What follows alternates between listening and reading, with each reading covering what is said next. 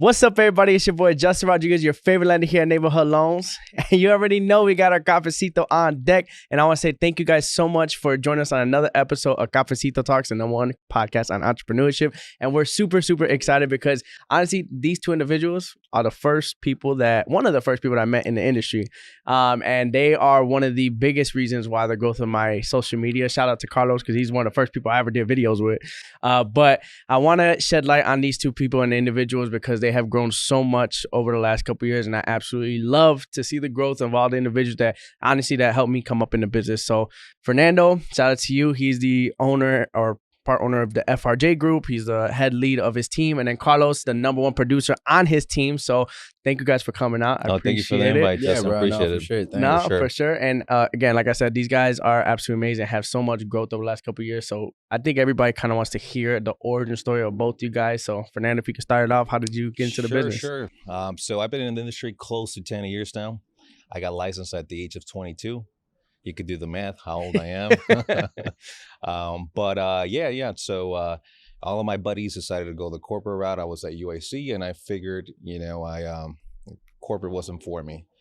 I had a few little side jobs, actually, which is a cool story because that's actually how I met Carlos back in the day, too. Oh, shit. What were you guys doing? We were doing door-to-door sales back then while I was in college. So, I seen the potential in sales, and during that time, I was majoring in finance, and I'm like, all right, if I major in something, it's probably going to end up me selling stocks or something like that. But the economy was down during that time.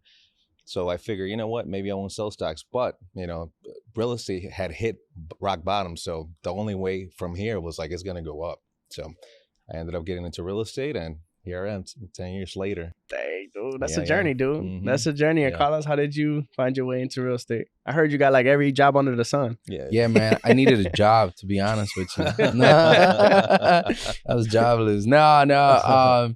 It's crazy, though, because you see, and as he was talking about the going to door sales, that's actually like how we met, right? So I was 15, and I think he was like 19, I think 20. No, like 20, 21. Something like that. Couldn't be 18, that much. 19. Yeah, right. Yeah, something 18, like that. 19, yeah. He had a white BMW, man, and it was crazy when I saw him again. I told him, man, I felt like the coolest kid in the world driving in the back of his BMW. Well, sitting in the back of his BMW, dude.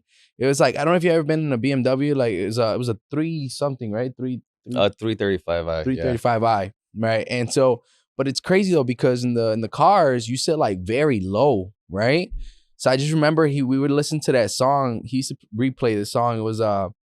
Rager from Kid Cudi. Remember that? Yeah. And it was like it would just go and right, and it was just like super loud. And man, I would try to like put my arm up, but it was too high, so I just put it down. And I was just like, yeah, man, that's really the life, cool, right there. Dude. Yeah, dude, I was living it because like I didn't grow up having a lot of money, right? So. Being a BMW dude, I felt amazing, bro. But yeah, we used to sell door-to-door subscriptions for the Tribune, and that was crazy, man. Like that really, honestly, man, that changed my life too.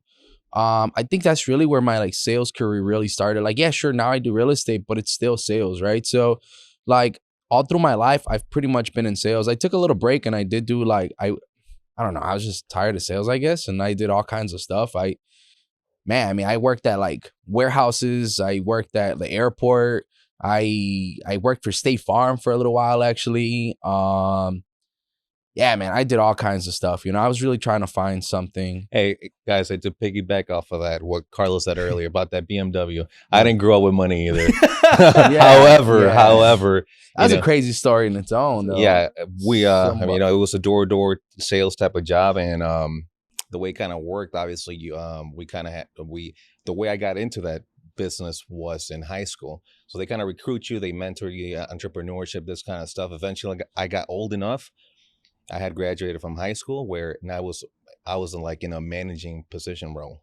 Oh, damn. And anyways, long story short, sales were good for us during that time. Crazy to think, back in the day. You were like 20, right? Dude, it was a lot of money. It was a lot of money. How much were you guys? How old were you guys? 18 when I got that car. 18? Yeah. 18. 18, Bro, 19, imagine, yeah. but you're making that money when you're 18 years old. You're like, oh, fuck it, I got the money coming in. You know, you Yeah. might Dude, as well no, enjoy it. but we were making money, bro. I mean, I remember, bro, at the time, the minimum wage was like $8. And I mean, most places still is like $8, right? So, No, I think it's That's like more. 15 It's definitely now. more. well, in Yeah. Chicago it is. But the Yeah. national, what's the Oh, national yeah, minimum national wage? is fine. maybe. It's Yeah. like $8.75 or something Mhm. like that Something, still. yeah. So before it was probably $7.75 or something like that. So I remember that a lot of the kids there, their parents were working jobs for minimum wage. I can't remember what my mom was doing, but she probably wasn't making a lot more than that either. And so it was crazy because we would get paid anywhere between like $10 to $20 per subscription or so.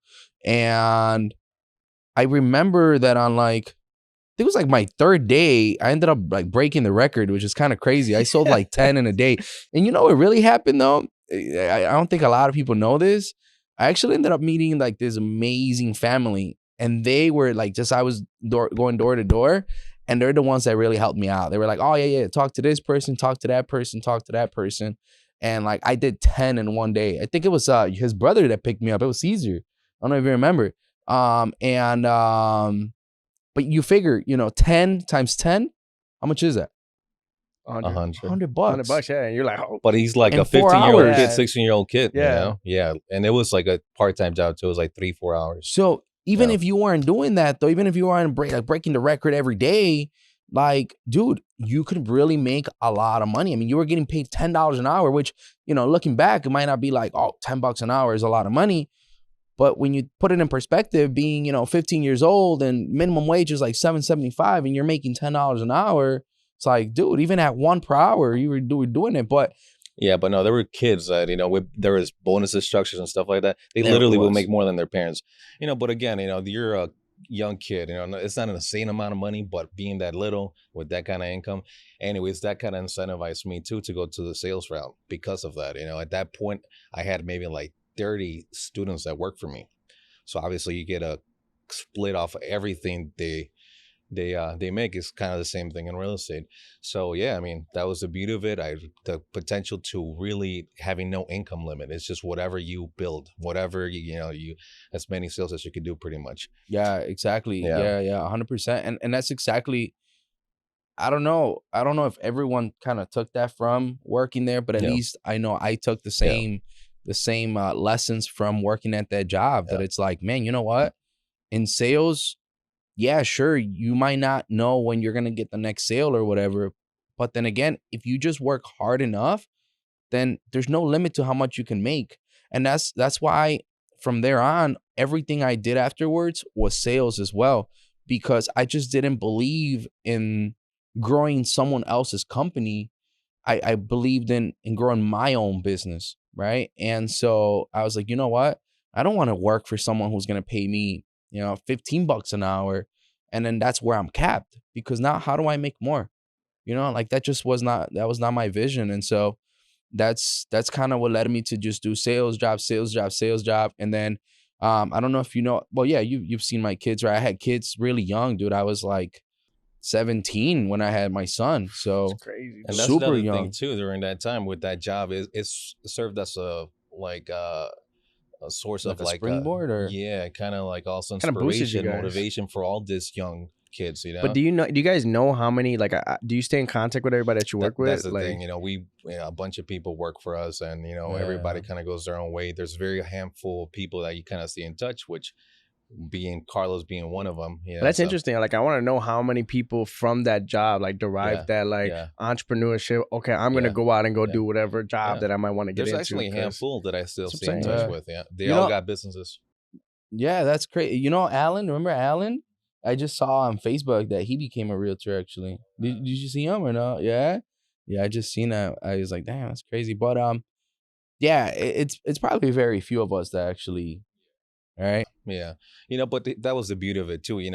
Going through that experience, being able to inspire, a kid to do their path a different way because This man. it was We were all, 18, bro. We weren't kids, man. We're all kids. yeah, that's true. We're all kids. But Thinking it's about true it. though, But like still though, they it's look up to contagious an though. 18, 19, Yeah. 20-year-old And kid. it's contagious. Like once you Yeah. get the feel of like, Mhm. okay, there's no ceiling. I could do it, then why can't I do this for the rest of my life? Why can't I figure out a job to kind of do that? Yeah. So is Yeah. that what triggered you to flip into real estate, and who was the one that guided you to get into it? So during that time, actually, the story kind of is that in Curie, I went to Curie High School, and they kind of make you major in something, right? So during that time, I was majoring in architecture, and I actually had an internship with an architect company here, a local one in Chicago, and I guess they seen potential, and even that little internship I had was paying good, right? But I got segued into sales, where I was like, whoa, hold on, there's a lot more money into it. So I kind of, shifted a little bit from architecture world. So when it was time to go to college, I ended up majoring out in finances because it was somewhat related to sales. But when it was time to actually be done with school and go find a job, I was like, I can't sit on a desk after experiencing what sales and entrepreneurship could do for you. So I was like, all right, cool. Well, I didn't do architecture, and I don't want to go sell stocks because the economy is, done. It had crashed during that time. I'm like, what's next? What is next that's going to be up and coming? I was like, all right, cool. Well, maybe I can't build the houses or design the houses, but I could sell them. I can't sell the stuff, but I'll sell, so I merged both of those worlds together. I'm like, let's go sell houses. Literally, that was just it. I was, I've always been very analytical and like to see what's the next move and whatnot. And that's what brought me to real estate. I'm like, all right, that's the next sales move. I got licensed. And as a matter of fact, during that time, I still had the business, a Chicago Trivium business that we were doing door to door. I actually sold it. And I did a deal the way it's very difficult to get started in real estate, as you guys may know, just to get going. So one of the things that I had done during that time, I sold the business with a residual income for the next following year. So that's kind of carried me over onto real estate. And that's kind of what propelled my career, because obviously you need a little bit of savings to get going and whatnot. But luckily also I had built a database of all these people that we have sold and whatnot. So that's another tool of, knowing who to approach, who to call and whatnot, see if they want to buy a house. All right. And that's organization. You gotta have the right tools and everything set in order for you to transition to everything. But how did that phase get you into opening your team? Which you have like 4 agents now. So how did you get to that point? Well, that's like years later down the line. Which is about 2 years ago, right? So I've been doing it at that point I've been doing real estate for 8 years, and I actually, one of my good friends, Tony, reached out to me. He's like, he's been seeing what I've been doing in real estate and whatnot on social media. He's like, hey, I want to do the same thing you're doing. I'm like, okay, cool. Get licensed and we'll talk. He actually got licensed. We sat down, we talked, and during that time, Carlos and I, we kind of drifted apart. He was doing his own ventures. He was, like I said, he was trying to be a pilot and who knows what else in the world. Personal trainer. He was doing everything under the sun. Oh yeah, I worked at the gym for a minute. Yeah, so during that time, we had shifted, but I seen that he was also getting licensed. So literally, it was Tony and Carlos at the same time. I spoke to both of them. I'm like, you know what? Let's get back in the game, because during that time, I was actually doing a lot of flips. And I was, I'm still, was still selling and whatnot, real estate, but I was focusing more on doing flips during that time because I'd seen the income for the amount of work I was putting. Like, you know what, let's just do more flips. But just seeing them kind of getting that group together, which actually Tony used to work for me too back in the newspaper days. So it was like the whole gang came back together. And you guys know it's funny, right? So a lot of my job is entertaining, finding agents, connect with people, try to get people to actually, do business with me, right? So one of the first things that when I first got into the business, I reached out to Carlos and I was like, okay, let's get coffee. Cafecito, we get coffee con leche and we'll be great, right? So we ended up, as you remember, we went and got coffee. But one of the best memories I have in this business was that day, because it was just like super crazy and spontaneous. Like when I meet with agents, it was like, okay, this, whatever, we start talking. But this time, Carlos, I never met somebody that was so upfront, ready to go, like boom, boom, energetic, going that. And he's like, hey, my guy, we're gonna go shoot videos. Do you want to go shoot videos? I was like, fuck it. Yeah, let's go. Yeah. So we ended up going. I never met this guy before in my life. We went to go shoot videos. We shot like 3 videos and it was a great time. And, just seeing, you, Fernando, Carlos, Tony, Carlos, and Fernando, the first time that you guys came together, it was cool. Like being able to grow with you guys. I think I was going to meet Tony that same day too.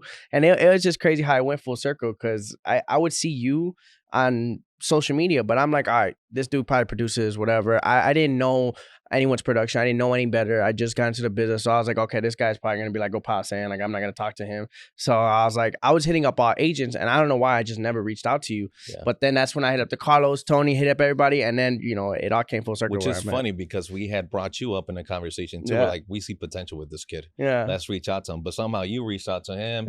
You guys went for breakfast. Yeah. And I don't know where you just came into the office. Like, all right, let's film. Let's shoot some content. Yeah, dude. Yeah, that was funny. I remember that. Yeah, that was cool, dude. Do you remember that girl that we talked to in there?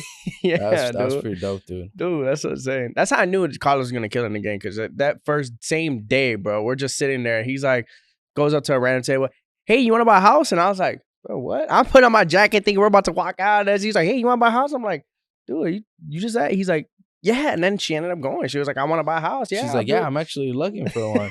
And this guy, because we were about to leave already.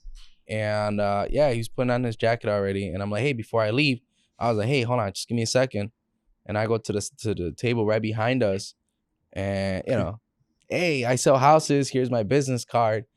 And it was funny because I wasn't really thinking about Justin at the moment, because you know Justin was in the other table putting on his coat, and as soon as the girl said yes, I swear it was like, within less than a second, this guy's with his business card right next to me. Like, here, I'm the lender. You know, like I do loans.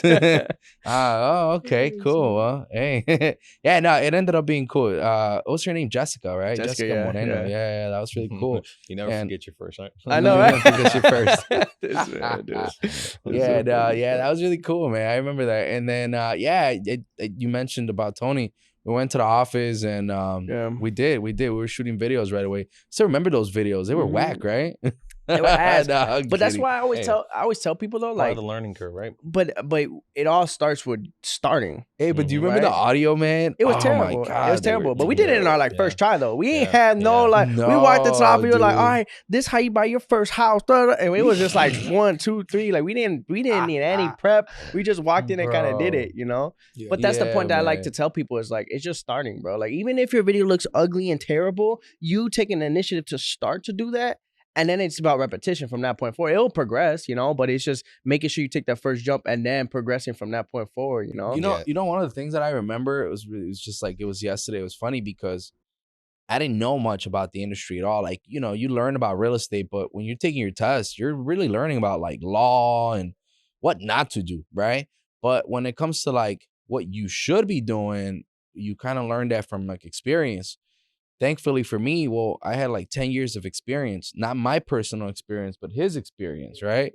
So, but I was just, piggybacking off his experience, and I would ask him like, hey, bro, like, you know, what do we say? Like, what's a good topic? What should we teach people about? And he's over here like, oh, we'll talk to him about like this, and this, but I didn't know it. So I had to like, all right, think about it and say it in my mind, like just a couple of times, like 1, 2, right? And I'm like, I look at you and I'm like, all right, bro, do you know what you're going to say? They're like, yeah. And I'm like, do you want to practice? No, I got it. You sure? Yeah. I'm like, all right, let's do it. Ready? Boom. Well, camera, set, action, right? Start talking, blah, blah. And it's your turn. You're like, yeah, and you just need this. It was, what was that? PMI? No, CIA. CIA, right? What was it? Yeah. What is that? Yeah. Credit, income, assets. I'll say credit, income, assets. Yeah. Well, we look at it. CIA, credit, income. Man, I'm just like, holy cow, this guy. Wow, snap. All right, let's do another one. Yeah. Basically, yeah, man, that was crazy, bro. Yeah, but yeah, no, man. I mean, that's really how we got started, man. To be honest, yeah, I did do a ton of stuff. By the way, going back to that.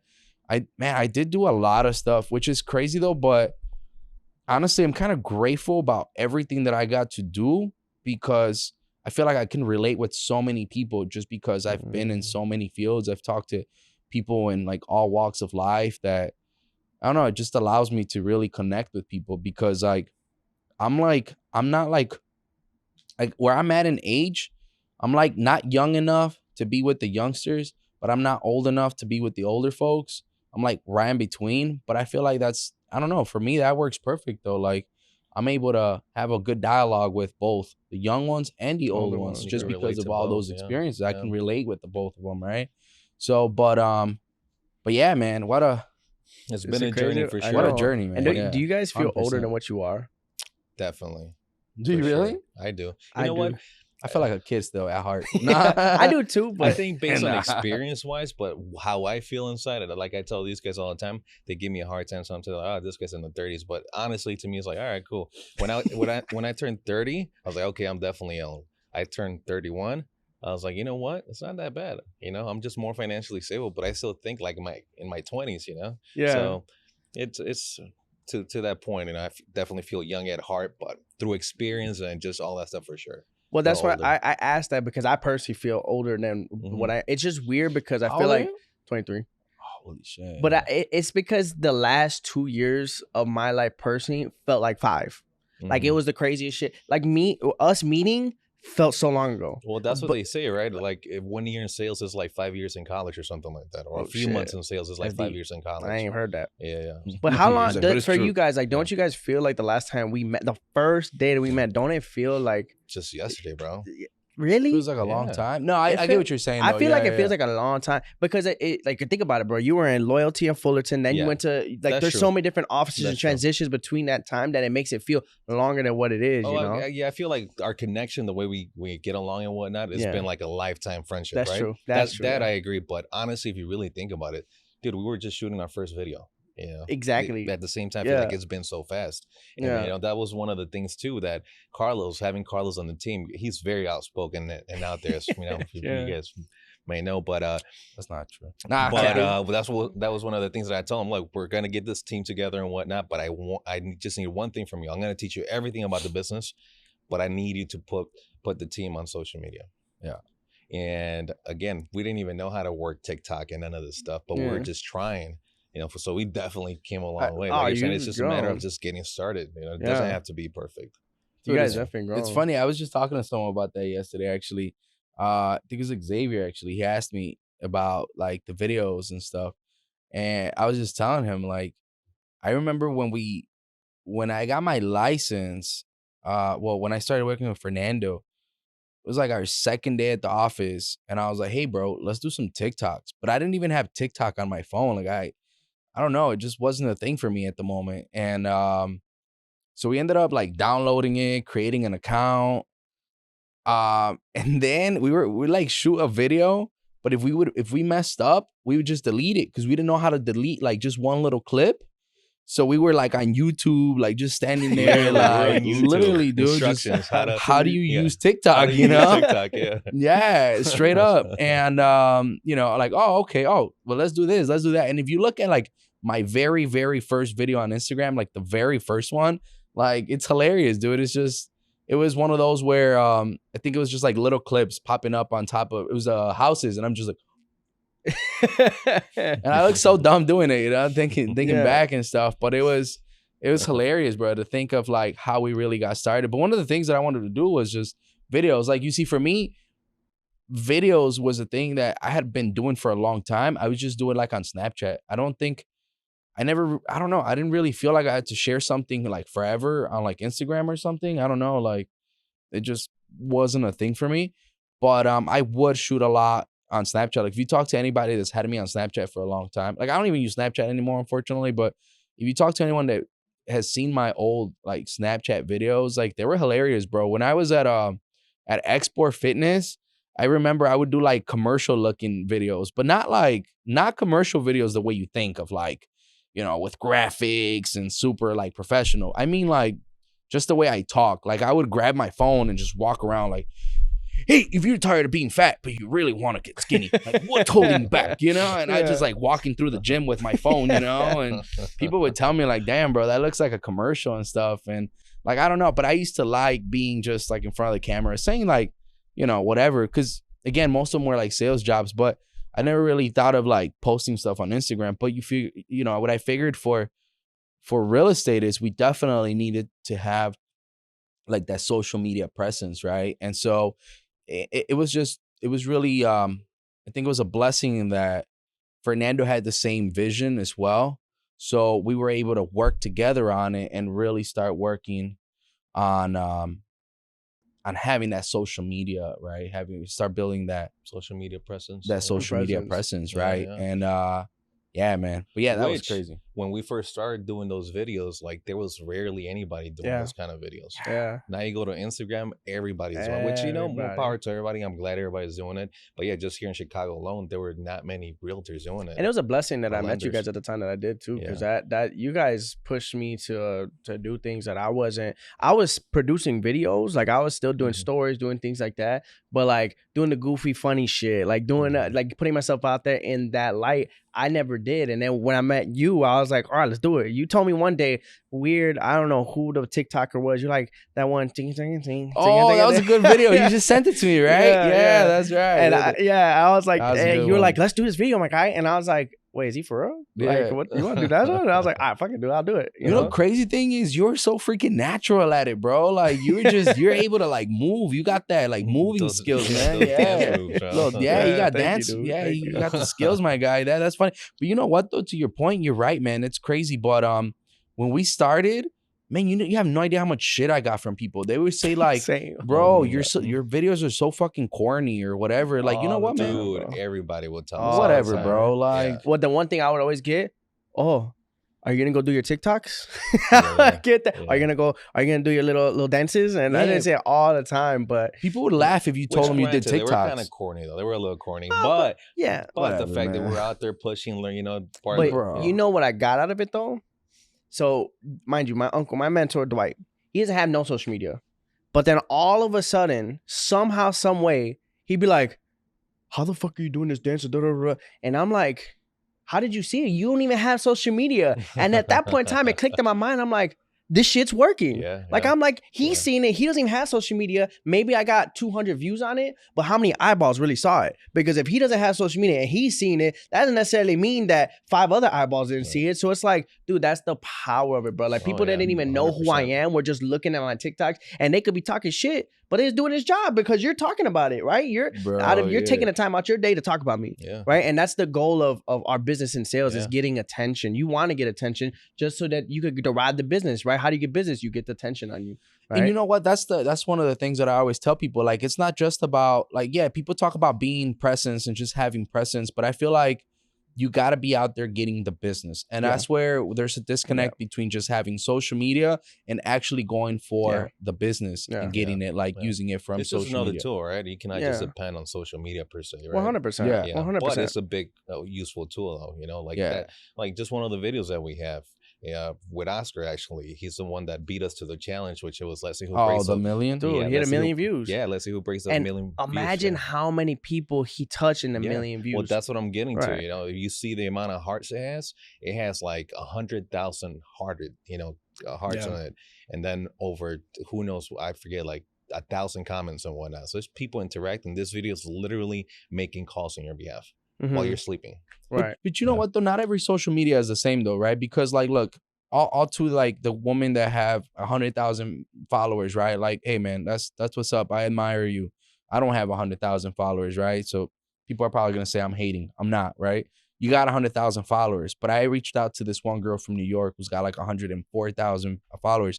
I actually knew her from like before when she started. I think when she started, well, when I got to meet her, she had like 8,000 followers, which was a lot already by any means, but wasn't that much. And I've asked her like, hey, how much business do you get out of it? She said she actually didn't get business from it. What she got was opportunities to be in other shows. So now she's like on radio shows. She got invited to the TV channel over there somewhere in New York. Can't remember where. Like she's gotten a lot of opportunities thanks to it, but she actually never got a lot of clients. She said for women, what she gets a lot of is guys just hitting on her, where they'll be like, hey, where's the open house? I want to show up. Like, whoa, hold on. Are you trying to buy or you trying to meet me, So, I think that there has to be a way where like, it's not just about having followers and just being cool, but rather having the business, right?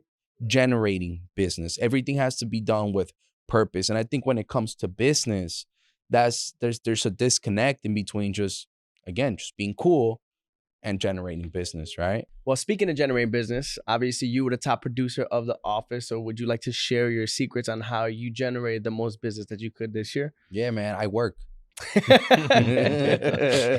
Yeah, man. No, seriously, like it's crazy, but like, I remember about 7-8 months ago, give or take. It was in the beginning of the year. We got introduced into the core program. You heard of the core, right? Yeah. And we started doing the two face-to-face interactions, the events, the calls, the what did it call? Great phone calls, yeah. right? All that stuff. And it's crazy, but like to me personally, I feel like you just have to know what you're looking for. Like you have to just like have it in your mind, on top of your mind, that your job as a salesman is to get leads, right? It's not just to sell houses and show houses and social media and do every stuff. Your number one task is to generate business. As a salesperson, you have to get leads. I've seen more businesses go out of business because they don't generate business than because they don't have a social media presence, right? And so I feel that the number one thing as a salesperson is generating leads. So when you're doing, like, for example, this core thing, it really just showed us how to structure stuff. And I feel like a lot of people are out there always trying to figure out, like, oh, does this work? Then they'll do it for a little bit. Oh, it doesn't work. Or they'll do this and, oh, maybe it works, maybe it doesn't. But if you're constantly searching for business, it doesn't even matter what you're doing. You can be freaking shopping. As a matter of fact, I just got a client off a Target 3 days ago. I stopped by a Target in the morning to get a Red Bull. And as I got the Red Bull, Andrea tells me, hey, she's like, hey, tell them you sell houses. I was like, oh, damn, you're right. I forgot. Hey, bro, I sell houses, by the way. If you want to buy one, I got you. He's like, damn, bro, as a matter of fact, I am. All right, well, here, let me add you on Instagram. Let me get your phone number, And I ended up, talking to him the day after and stuff. We had like, man, it was like over an hour. I don't know if you remember. I was in the phone booth. And like this dude wants to buy a building. He wants to get into investments. And the reason I say this is because that same interaction can be done anywhere. I mean, you can do this anywhere. It doesn't matter where you're at. Like it's not about having to find, you don't have to reinvent the wheel. It's just, I think the problem is that it's really hard to find something if you don't know what you're looking for. And so, but when you have it in your mind that what you're looking for is just to talk to people, literally, how many people do you get at an event? Like actual leads, like leads. From like a coffee or what? Any event. So on average, and a coffee event, which is, it's a good thing that you brought that up. I could get 5 to 8 leads, just warm people that are like, okay, oh my God, I'm actually interested. 5 to 8. Mm-hmm. Okay, cool. How long were you there? 2 hours. 2 hours, right? Well, you figure I can probably do the same thing walking around Home Depot for 2 hours. Yeah. See what I'm saying? I mean, but there's business everywhere, right? That's the whole idea that we talk about. Like, That's it exactly doesn't matter who it is, the grocery lady that's packing stuff or whatever the case may be, whoever it is, the bank clerk, the gas station guy, whatever. Everybody needs a house. I mean, as a matter of fact, I've gotten deals that way, right? Yeah. With the gas station guy, I was about to pay and stuff, and he seen my little Remax pen. He's like, oh, hey, you were Remax? I'm like, yeah, as a matter of fact, I am. He's like, all right, well, I'm looking for a condo, cash. So there's business everywhere. Everywhere, bro. But that's the thing. If you're not looking for it, though, you're not going to find it. No one's just going to jump at you and say, hey, I want a house. Like, no, hold on. You got to just be out there. And so I think for me, some of the biggest things was just, or the biggest thing I did, I guess, were the key to being able to make the amount of sales that I did on my first year was just that. Like I would wake up and I would real estate, you know? So like, you just got to have it on your mind all the time. Like, damn, what am I doing? Have a purpose every day. Get up with that purpose and say, hey, man, you know what? Screw that. It doesn't matter what happens today. Let me go after it, which leads me to the other thing, which is just that positive attitude, man, which I know you're like a king of it, bro. I don't think I've ever seen you mad. I think I saw you sad when you dropped the coffee once. You're like, nah. I was crying, dude. It's the only time, man. But other than that, positivity. I mean, just having that positive attitude and just not allowing that little negativity from your day to day to really get to you, to affect you, because it's crazy how some people are very quickly affected by the little stuff that happens in life. But it's like, there's just so many things you can't control in your life. Like, I mean, not like in you, but like in just life in general. And so I like to focus on what I can control rather than what I can't. I mean, sure, I'm a human. I get upset. I get sad. I have emotions. I'm a human being, right? I mean, things do affect me sometimes, but it's about how quick can you let it go and move on? What's the next thing? Don't let that hold you back, you know? Somebody says something to you, you know what? That person, you got them all the way through in the contract and they just decide to cancel. Like, damn, you know what? That hurts. I have emotions. I'm a human being too. Yeah, I'm kind of hurt, to be honest, but hey, you know what? What can I do about it now? How can I solve this? How do we go? You know what? All right, fine, whatever. You don't want that house? Cool. What do we do to get you into the next house? How do we get to that goal, right? And not just for the houses, but just everything in life. Because being in real estate, you no longer have a 9 to 5. You have a 24/7. I have clients call me at freaking 5 a.m, bro. Literally, I swear. There's this client. She has the habit of texting us at 5 a.m. I guess she wakes up at that time. Thankfully, I get up around that time, so I'm awake already. But this lady legit will text us, hey, I just saw this house on Redfin or on HomeSnap or whatever. Hey, can we go see it today? Like, damn, lady, it's 5 a.m. Yeah, Hold on, yeah. you know, like, can't go see it right now. But yeah, so like, you know, it's just, you just gotta have that positive attitude, man. Just be after it all the time. And yeah, man, just work. You know what I mean? Kind of going after it. And I think one thing I respect and I admire from you guys is the fact that you guys go out and get it, right?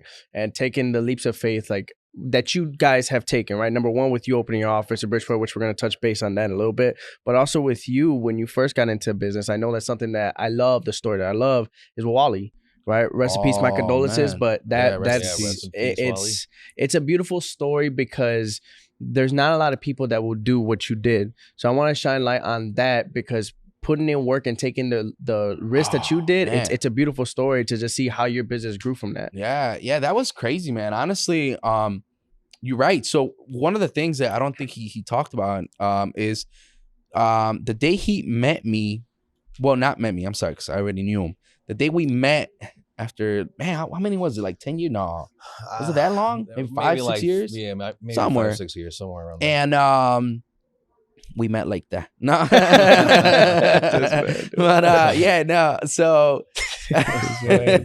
we met, and when I was getting my real estate license, I didn't reach out to him right away. So I was like, you know what? I'm gonna get into real estate, right? So I'm getting into real estate, and I have no idea who I'm gonna like go sign up with or whatever. So I mean, I'm taking the real estate license, whatever. I'll figure out the next step when I get there, you know?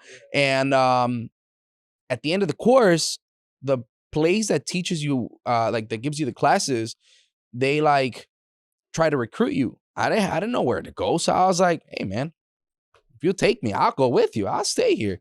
So the guy, you know, signs me up or why not? And he tells me, hey man, come back tomorrow. I'll meet you here at 8 a.m. and that way I'll teach you. Cause I had a million questions, right? I didn't know what I was doing.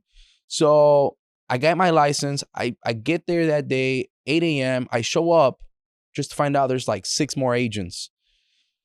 And I'm trying to talk to this guy to ask him, like, how do I get started? Like, it's my first day. I'm trying, like, I don't have a job. I don't have that much money. Like, if I don't make a sale, like, I'm going to go bankrupt. Like, I'm going to end up in the streets, you know, straight up. And so I'm there. I'm trying to ask him questions, but this guy's like talking to like the other agents that were there and stuff. And I'm like, yeah, this might not work out. It was like, by the grace of God, I have no idea how I get a message from this man. Like, it's just so crazy how it happened. I get a text message that day from him. He said, hey man, why don't we, you know, connect? I'm like, dude, I'd love to. We go, we have lunch. And in my mind, I already had the numbers because I figured this is how many sales I need in order for it to make it work. Now, I think most real estate agents always think they want to start on the listing side. I don't know. At least I did. And I get there to have breakfast with Fernando, and where we're at, what's that place called? Pan con leche or something like that? No, Señor Café. I don't know. Señor Pan? Señor Pan, I think so. Yeah, it's on Fullerton. Spot, yeah. I know that spot. Yeah. And we get there, we start talking, and I tell him, like, hey, man, well, my goal is to have 5 listings within the first 90 days. Which, you know, it's always been Carlos, you know, super optimistic over everything. You know, and I'm like, all right, let's take it slow. Let me explain to you how the business works, right? Take it easy, take it easy, friend. Take it easy, my friend. So I tell this guy, I'm like, all right, first you start off with buyers. Why? Because there's no fee related, you know, directly from the client to you. So you practice with the buyers, and then you move on to sellers listings. So this guy comes on with a number. He's like, I don't know, but I want to get 5 listings in the first 90 days. In the first 90 days, I'm right? like, look, bro, I don't want to burst your bubble. It kind of doesn't work that way, but I'm all for it. Let's see if we could get you there. Yeah. And honestly, after our conversation, this guy, we're not talking commission splits, nothing at all. He's like, bro, sign me on. I don't care. Sign me on. So that's pretty much our agreement, right? He's like, he wants to get 5 listings and he just wants to be part of the team. He didn't ask a question about commission. One of the things that he's not mentioning, he's just a little too humble, man. I asked him, I said, if I had to call you with a question, will you answer my phone any time of the day? And he is like, yeah, man, of course. Like, I'll teach you. I'll show you everything that you have to learn. Done deal, my guy. That's it. Because that's what I was looking for. I wanted somebody that was going to help me, that was going to literally grab my hand and walk with me, right? So, like, really teach me, because the other guy just, too many agents, right? So I'm like, no, man, like, that's what I'm looking for. I don't care about the splits. I don't care about the commissions. I know the money will come if I do the right thing, right? So I'm like, you know what? Let's do it. Sign me up, right? Where do I sign? It ended up being a headache because I had just signed up with the other person, but they didn't send it. It was in process, but they sent it. But he was signing up with me now, so it was like 2 applications in. That was a whole thing in itself. Yeah. But right after that, we get to working, right? So here we are, we're working, and I come across that opportunity to meet. I meet Mr. Wally, and I meet this this guy, Mr. Wally, and I don't know, he just kind of looked at me. He was super busy. And as I get there, my mom tells me that this guy is like, he's got a ton of properties, right? And he wants to sell. I don't know who he told, but my mom knew that he wanted to sell. So I call Fernando right away, and I'm like, yo, Fernando, I'm about to, meet with this guy. Like, what do I tell him, and I'm like texting him, right? Because I gotta want to be in the phone, across from him. So I'm like, yo, I called him too before that. I was like, hey, man, listen, like, I'm about to go into this meeting. Like, please have your phone ready, bro, because I'm going to be texting you a bunch of questions. If I don't know something, I'm going to text it to you. So, we hang up. I go in there, and sure enough, we start talking, and I'm like, yeah, hold on. This is what this means. Oh, yeah. Yeah. This, yeah. This, I've done it before. Yep, this, I got it too. I got you. Well, 1 second, like more like 2 minutes, but right. And but Mr. Wally, man, he was, what an amazing soul, man. He was so nice. He's like, you know what? Don't worry about it. Come back tomorrow. We'll talk. So I ended up meeting with him the next day. We went, and he tells me like, well, what do you want to do? I'm like, well, honestly, I just got my real estate license. I don't have a lot of experience, but I'm going to do whatever it takes to do business with you. And so he says, okay, all right, I see. He would always say, I see. And he's like, okay, this is what you're going to do. Grabs a bunch of papers from his desk, puts them in front of me. He's like, go through these papers. I need you to get me like a settlement. It was for a bunch of like violations or something like that. I'm like, okay, fair enough. I got it. I grab my papers. I walk out. No clue what the hell I'm getting into, but I'm like, all right, I got it. Get to the office the next day, and I'm asking him, hey, what do I do with this? Like, how do I do this? He's like, damn, man. Yeah. What do you sign yourself up for? Yeah, you're going to have to like go over here and do this. And I was asking everybody in the office, hey, y'all ever deal with this before? Nah. What about you? Nah. Bro, almost no one's really gone through that. Like, it's not something common. Yeah. So I'm like, all right, well, let me do what I do best. Where do I go? I'm like, to the building, to the building, the city. Yeah, 400 West Superior, right? Yeah. So like, just go there, talk to one of the inspectors, see if you could talk to somebody that, has the power to negotiate over this. Bro, I go, they're like, no, now you got to go to this building over here on Washington. All right, go to the building on Washington. No, you know what? You got to go to downtown for that. We don't do that here. Okay, go to the building downtown. No, you know what? We actually don't do that here. We do that at Superior. God damn it. All right, so I got to go back to Superior. Hey, man, they told me it's here. I already went to 3 buildings. They told me it's here. Oh, yeah, well, no one's here to take care of that right now. You come back another day. Oh, Jesus, Merry Christmas, right? So eventually, like after the 4th, 5th time, I show up to the 400 West Superior, and the lady already recognized me. She's like, oh, it's you again. I'm like, yeah. it's me. She's like, you know what? Hold on a second, honey. And she called some guy. I can't remember what his name was. Oh, Tom. His name was Tom. Thomas. Yeah. She's like, hey, Tom, come over here. And he comes over, and he was an attorney working for the city, right? So if you know about violations, what will happen is they stay with like the city, but eventually they outsource them to like private firms, private law firms. So now I was with a private law firm that works for the city. So the attorney comes over and he's like, yeah, so how can I help you? And I think it was like 300 properties that I had to go over. So he goes, okay. He's like, well, what are you looking to do? I'm like, well, I got some violations I'm trying to get a settlement for. He's like, okay, what's the address? And I have my little sheet. I'm like, well, it's 300 of them. He's like, and so he takes me into a little courtroom. Behind the courtroom, they have this little room where it has guys' computers and everything. And he's like, you know what? I'm not going to find them via address. What's the name of the company? And I give it to him. Okay, what's the main address? Oh, all right, you know what? Let me work on this. Let me get back to you. I'll send you an email. I leave my business card. Well, my dummy self forgets to get his information. So I didn't think about it at the moment, though, until I got to the office. I'm like, oh, snap. I really hope I get this email. Otherwise, I'm screwed. Well, time went on. By now, it's been easily over a month since I've started working with Mr. Wally. Mind you, he wasn't getting paid. Yeah, I was not getting paid. He was not getting paid anything. No. Getting paid anything. I was spending, on the other hand, man, because in the morning, I remember my schedule was 9 to 11. I was at the office with Fernando doing the most boring, tedious work.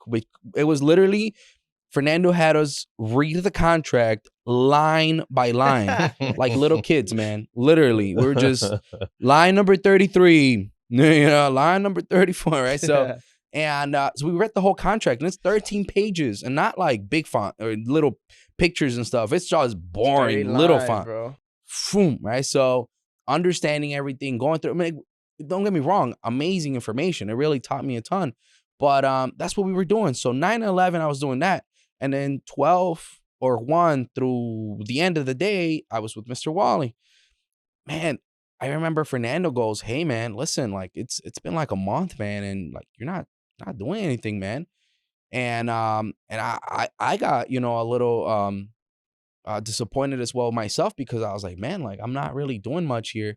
So Fernando tells me like, hey man, listen, you might have to just cut your losses here, Yeah, I don't pretty think much. you're gonna get anywhere. Yeah. I was like, you know what? Just go straight in and ask him for business. Just say, hey, you know what, Mr. Wally, I couldn't do this. Really, what I want out of this relationship is for me to help you buy and sell properties. It got to that point. I'm like, dude, you're just literally wasting your time going in circles. This is typically what an attorney will do. Right. Yeah. Right. So, and he's not an attorney, and he wasn't getting anywhere. He wasn't getting no emails back. He had no relationship with people. No relationship with nobody. Like, you just trying to jump in. Yeah. Like, I don't have a salary. I'm not getting paid. Like I'm spending my own gas money, putting the miles in the truck. I was spending money on all kinds of stuff. I had to buy some suits because I wasn't wearing too many suits before. Like I wasn't making money. I was spending money, man. And so, yeah, after a while, you're like, geez, like, what am I doing with my life? Am I even on the right path?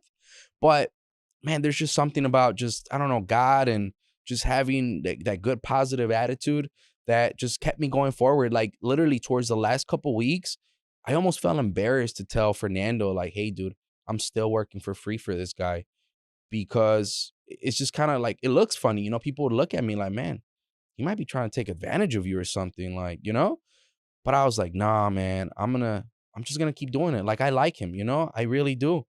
And sure enough, one day I'm like, you know what? I'm going to cut my losses. It is what it is. Fernando, help me with this conversation. He always used to do that. And what do you mean? Oh, I still do it up to now. He still does. All right, fine. All right, fair enough. And you went straight to his office and No. I call him, but before I call him, I like literally wrote down what I was going to tell him so I could be as professional as I can. It was something along the lines of like, hey, Mr. Wally, I'm doing you a disservice by, trying to help you with this when I'm not able to get you the results you want. Like, honestly, by the time I'm able to get something done for you, like, you're probably going to owe twice as much because of the amount of time that I'm taking to get it done. Like, I feel bad. I'm sorry. I'm not getting done what you need me to do for you. And so, and in the process, like I would help him with other stuff too, which was really cool. He always had something fun to do. He's got a bunch of stores and stuff. So it wasn't like terrible. It wasn't like, it was, I was having a good time, I guess. And eventually, finally, I get on the phone with him. I call him and I tell him, hey, Mr. Wally, I'm doing you this service, blah, blah, blah. But what I can do is get you a real attorney who can do this for you. And he tells me, so what are you trying to tell me? I'm like, well, Mr. Wally, he's like, you know what? Hold on. I'm getting another call. And I remember he hangs up. He's like, I'll call you back or something. Yeah, I'll call you back in 10 minutes. He's like, I'll call you back in 10 minutes. I'm like, all right, fair enough. I hang up. And as soon as I hang up, I didn't even get a chance to put my phone down on the table when it starts ringing. And I answer the phone.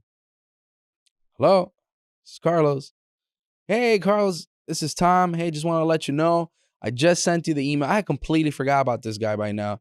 It's like, this is Tom with such and such law, and I got what you needed. I just sent you the email, and along in the email, I also added the people that have the other files, so you don't have to look for them anymore. They're all on there. Just contact them, settle with them.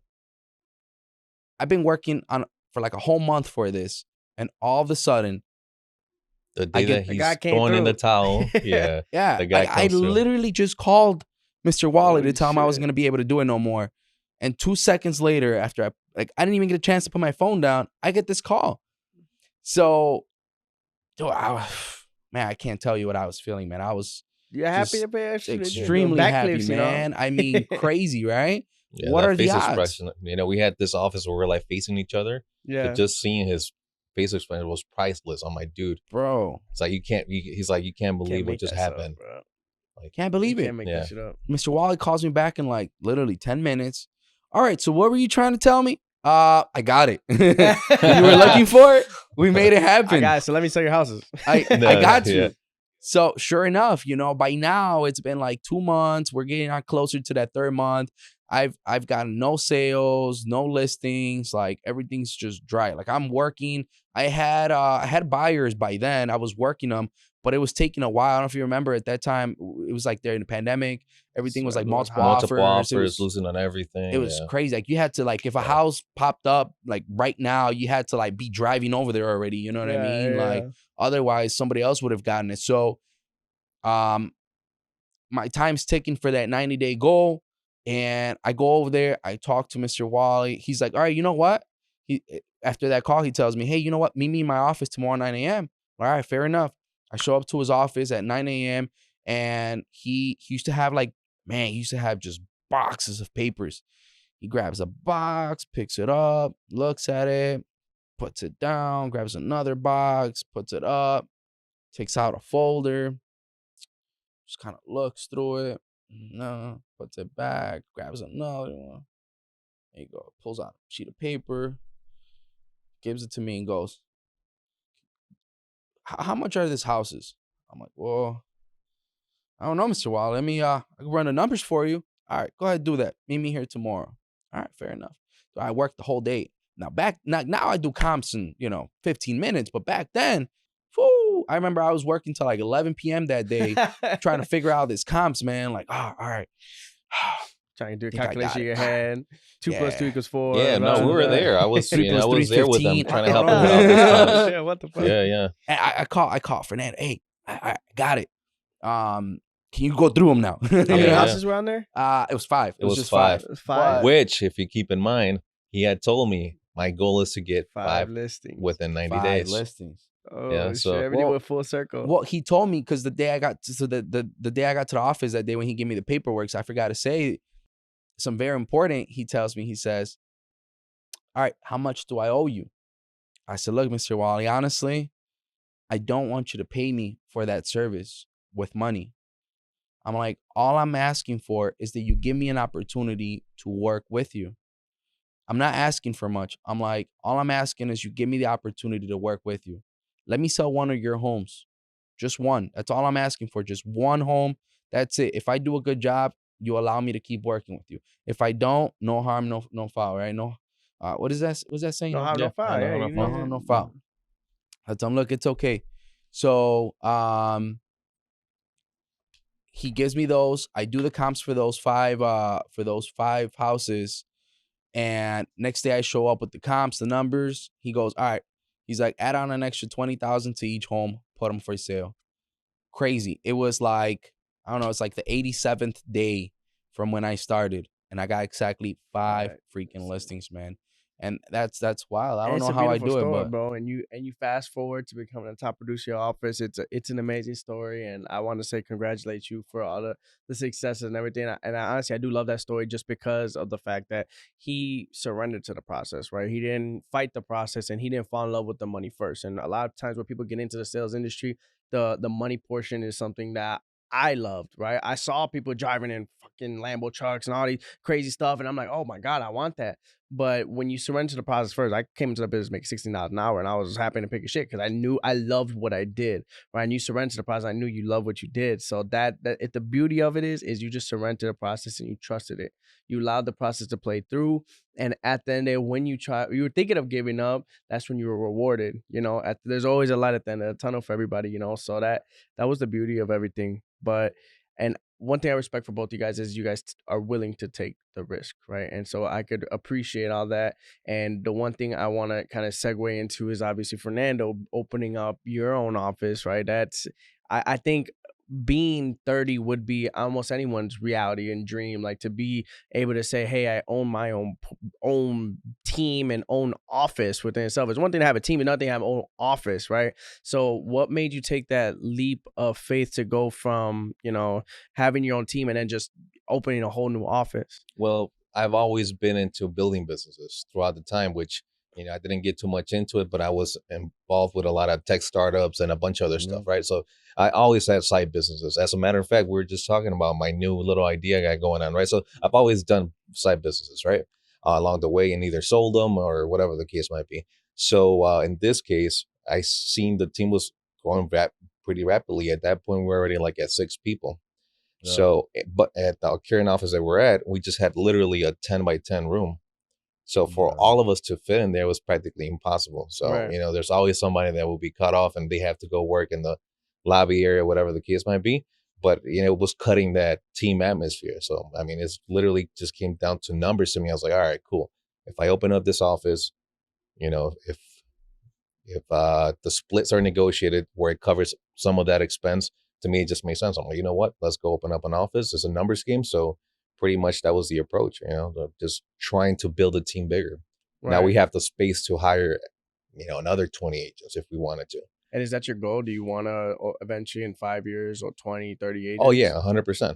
You know, that's one of the missions, to grow this to multiple locations over the period of time, you know, so that's what we're aiming for. You know, we got the foundation right now. I think I got the right group of people. I got Carlos, Oscar, you know, Jackie, Andrea, you know, they're all solid people that see the vision. So I think we're going to get there. We're going to get there. I would agree with you, bro. Yeah. I think there's something to be said with people who have that mindset that, you know, it's never going to be enough. And I think that's the key when you surround yourself with people like that. And when I first met you guys, I knew that was something that I admired from you guys, because when you first get into a business, right, that there's no ceiling, the consistent feeling of you're not doing enough, I think is something that's going to really choose whether or not you're going to be successful in the industry. Right. Because when I first got into the business, it didn't matter if I did 10 million. It didn't matter if I did 5 million. It didn't matter if I did 20. I think something that was consistent for me is I never felt like I did enough in my day. And to your point, it's like you always have to be doing things. I didn't mind just posting on social media. That was something I did every day. Now it's like, okay, can I meet with another agent? Can I meet with another client? Can I go out and do an event? Can I go out and do things? And it was a consistent of everything. But even when I was doing everything, I never felt like I was doing enough. Even when I hit my goal, I want to hit 20 million by my second year, I still wasn't. I was like, okay, I hit it. What's next? It was never like a take back and like, I hit my goal and I feel great. It was never that. It's like, okay, what can I do next to advance my team? Can I get an assistant? Can I add another loan officer? Can I do this? Can I always thinking of the next step? And I think that's the always for you guys, what your guys' success is. You wanted 5 listings.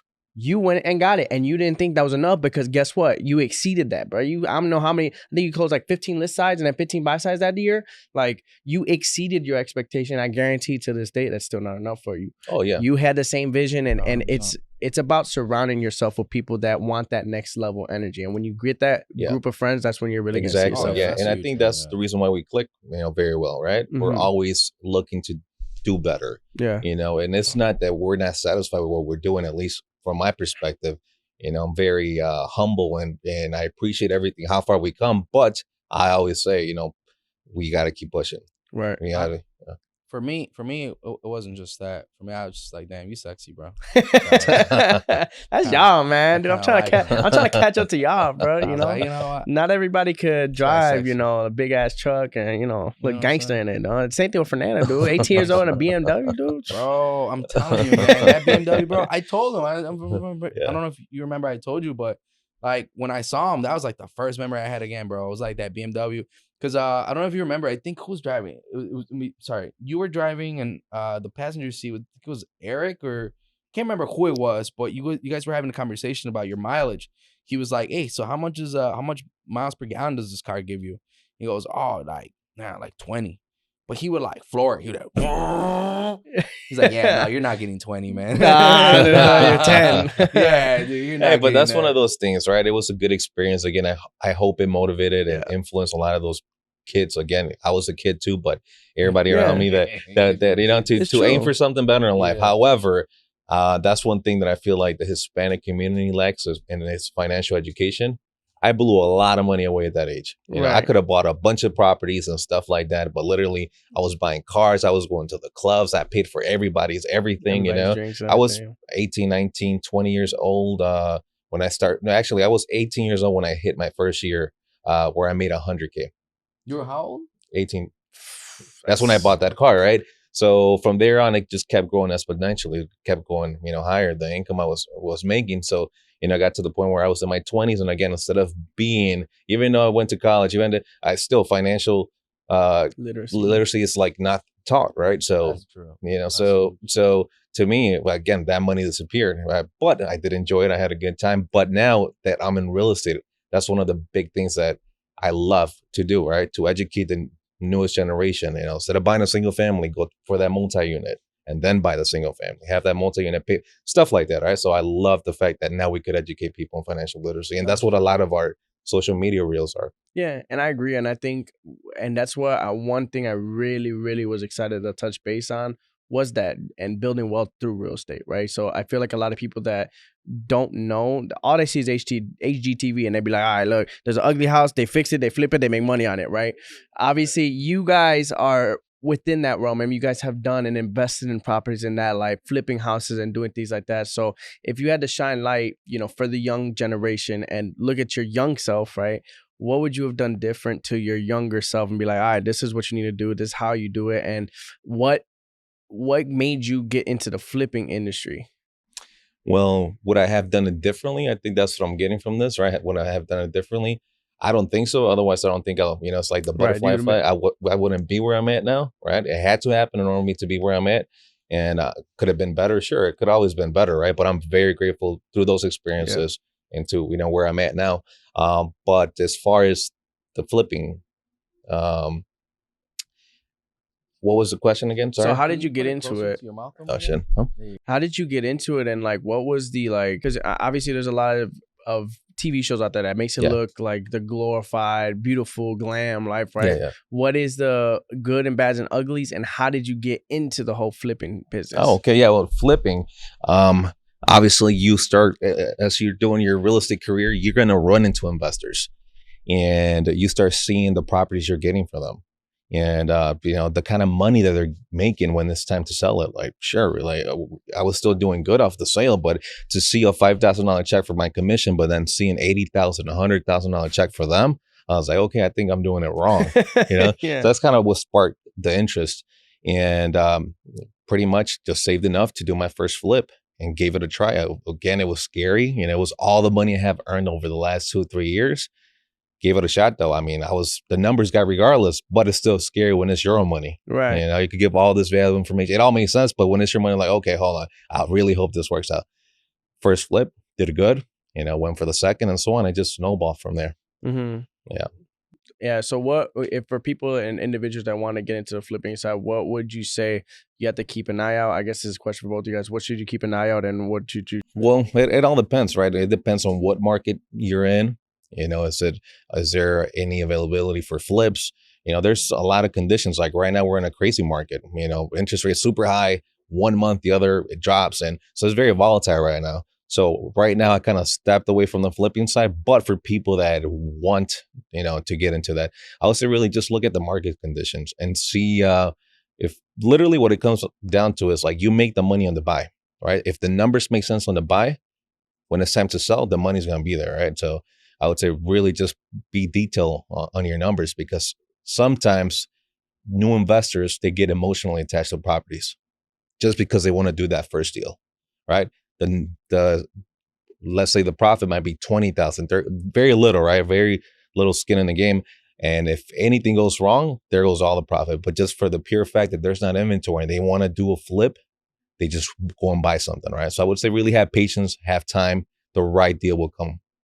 Yeah, that's huge, man. And you really can look at like the statistics, right? So like I was doing some comps the other day for a client in Bridgeport, and we were looking at a 3-unit building, and there was 4-unit buildings sold and 2-unit buildings sold, but no 3-unit buildings, right? And so this client has a 3-unit and a 2-unit. He was getting ready to sell, and I was trying to look for the comps. And as I'm looking for the comps, I couldn't find much on the 3 units. But then I go into the 2-unit and I look at the 4 units as well. And something crazy happened, because there was 4 buildings that I was using as comps, trying to use them. And one of them sold in May, and don't take my word for the exact numbers, but it was something along the lines of like 550. Then the next comp was like 500. Then it was like 425, 400, and like 350, 325. And I asked Fernando, I'm like, bro, how do we even get the comps out of this? Like, look at this. It's crazy. Like, they all look the same. They're all within the last 6 months in sales. They're all within the same area, same everything. How is it that one sold for 325 and one sold for 550? That's a huge difference. He goes, look at the dates. So I click on them and I start looking at the date that it sold. The 550 one sold in May. And then between May and the last one, the 325 sold in December. So that means that it was literally like May, then the next one sold in, I think, June, August, September, October, and December. Oh, shit. So you start to see a pattern. It's going like this, right? And that was just that area, that specific little Market. half a mile radius, right? I'm not talking about the whole town of, the whole neighborhood of Bridgeport. Don't go after me for this, guys. But that was just that right there. And yeah, I mean, I think doesn't matter where you go, you have to look at those things, right? Like, has there been price drops? How is the market? Are they selling for higher? Are they selling for less? So you can get really deep into like, what are the things you should look for? And that's like the most important thing, though, honestly. It's having someone that's done it, because when you go through the process yourself, you can teach so many things to other people that you couldn't otherwise. Like, you have to go through it. So like for Fernando that's done the flips, right? He can really like show you what you really need. And the thing is, sometimes a lot of these people that are flipping, they might somehow have the amount of money, but again, it's one of those things where they're not going to find something that they're not looking for necessarily, right? So if you don't know what you're looking for, it's really hard to find. So you have to know what you're looking for. You have to, because otherwise the opportunity might be there, but you might just walk right next to it and not see it. Right. Because you weren't looking for that. You didn't know that's what the opportunity was. So you have to really, I think the number one thing is find someone that's done it and really work with them to be able to get there. And I would say be careful with all this TikTok gurus, man, because there is a lot of gurus out there, right? Yeah. And I would say quote unquote gurus, because they're not even real gurus. Like, they'll go out there and say, oh yeah, man, do wholesale deals. And you have no idea. I don't know if I ever mentioned it to you, but I have so many people online that'll contact me and say, hey, how do you do wholesale deals? I did that I'm like, all bro, the time, dude. that's not like, where did you hear it from? Yeah. Oh, well, it's because this guy said that I don't even have to buy. I don't even need to have the money to do a wholesale deal. Like, no, that's not how it works. It's not as easy as they say. Because they'll go on like social media and say, oh, man, no money down. Don't use your money. You can become millionaire in 3 days wholesaling. Like, and you get all these people that are broke that need money. They're like, you know, struggling, like, rich in 3 days? Then they Let quit me their go job. wholesale. They go do this. Yeah, right. Nah, dude, and then the craziest thing is not even that. It's the craziest thing is they'll pay for like a $3,000-$4,000 course of wholesaling, and they learn nothing. Like they can't really go out there and actually practice that. So I would say, be careful with this gurus. Like there is people that actually like successfully do teach people. Like there is people you can literally pay for, but they're not gonna be $3,000. Those guys would charge you like $20,000-$30,000. And what's ironic about that is everything is free. Like everything online is free. You can go on YouTube and look up the stuff yourself. You don't need a course, but it's hard to find who's telling you the truth and not. And the problem is when you don't and also know, gathering the information, the data, right? Right. Together. But who pays $3,000 for something that you can get? You know what I'm saying? Like I feel like those are things that you. How do you trust a person that you're paying $3,000? It doesn't necessarily mean that they know what the fuck you're talking about just because they're charging. But no, I know people who literally pay like upwards of $20,000 for these courses. Literally, like I know a guy who charges like $20,000 to teach people how to do this. But that's because he'll literally walk with them hand by hand. Now, what a lot of people might not know is if you get a realtor who already does flips, like Fernando, for example. Fernando won't charge you to teach you how to find a flip opportunity because he's a realtor. His money is coming in from the commission, right? Whereas other people who are not realtors and they're teaching you that, well, they have to get paid. They have to get compensated for just teaching you on its own, literally, right? But at the same time, not every realtor has done flips. Like right now, what I was getting into is the portfolio rentals. And that's because I had the blessing to learn from Mr. Wally, who his business was rentals. I mean, granted, he had like freaking 300 buildings, which is on a whole nother level, right? I mean, I think it's peak at like 3,000. I mean, I'm trying to get that building I was telling you about, who, by the way, they just took someone else's offer, which is not that cool. Oh, man. Yeah. It's all good, bro. You'll find, again, can't get emotionally attached. Let's find the next one. And that is key. That is huge, man. You can't get emotionally attached because, you know, I'm not going to lie, dude. I really want it. At the end, I was like, man, I really want this building. But you know what? You're right. It's a transaction. It has to make sense. If it's a business, you got to treat it as a business.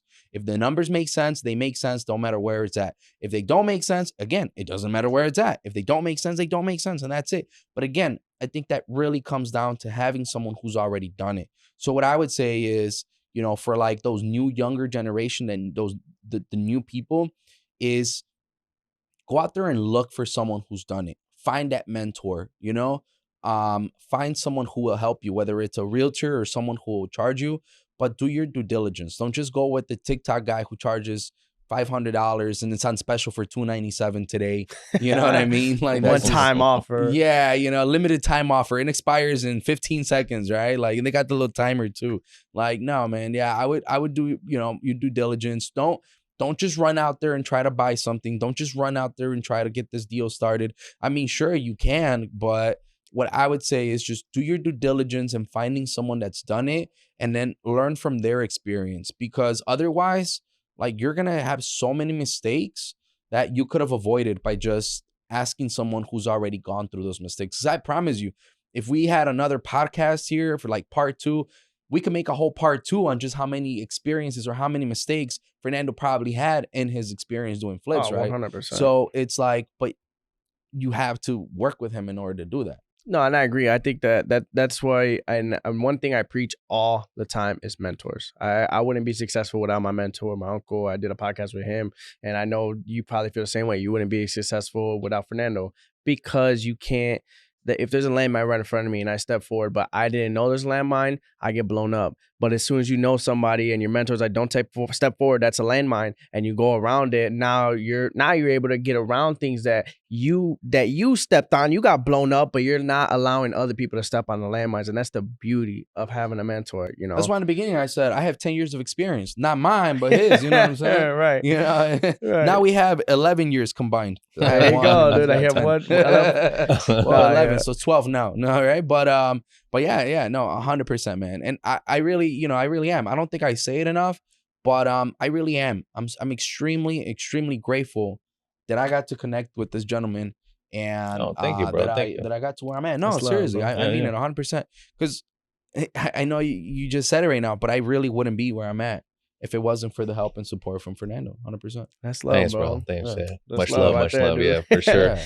Well, for sure. I want to wrap up everything by saying thank you guys so much for coming out again. I give a lot of my successes to you guys because, again, my social media was not where it is right now. And you guys are the ones that kind of pushed me to elevate it to that level. And thank you, Carlos, for just making me put myself out there in that way and that light in the beginning, and Fernando for trusting me to be able to come with your office, even if we didn't do any business or transaction in the beginning. We were just having fun, at the be honest, and it was a great time to kind of connect with you guys and grow over the last couple of years. It was a test period. You passed, so we're in business now. So again, thank you guys so much for coming out. I'm looking forward to what you guys are going to accomplish upcoming.